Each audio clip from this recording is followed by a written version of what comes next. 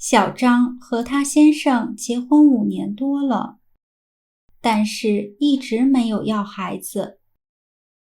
刚结婚的时候，他们俩不想要孩子，只想过幸福的2人世界。但是后来，他们的想法改变了，他们开始喜欢孩子，觉得孩子很可爱。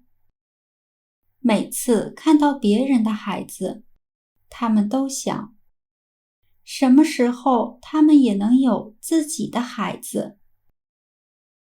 他们希望能有2个孩子，这样他们可以一起玩，一起长大。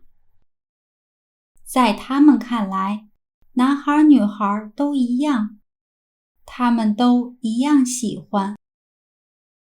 但是他们俩平时工作太忙了，经常加班出差，有时候周末也要加班，根本没时间照顾孩子。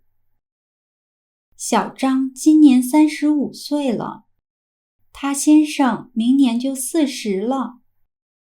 父母一直跟他们说，你俩年纪不小了，快点要孩子吧。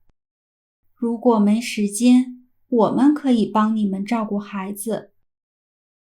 但是小张和他先生觉得，一来父母年纪大了，他们应该有自己的生活，不应该为他们离开老家，来北京帮他们照顾孩子。二来，父母没有在北京住过，在这儿也没有朋友，很可能会不适应。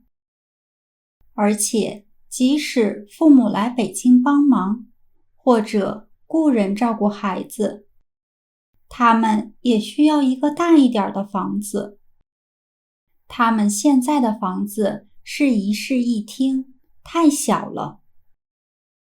所以今年他们开始存钱，打算明年换一个大一点的房子。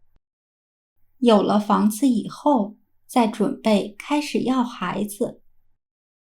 小张和他先生收入都不低，现在他俩很少在外面吃饭，也很少出去购物或者旅游，这样2个人每月可以省下很多钱。他们觉得有了孩子以后，不能2个人每天都这么忙。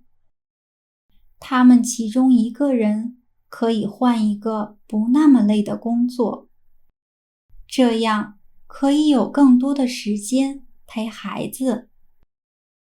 有了新的目标，他们觉得自己的生活也变得更加有意义了。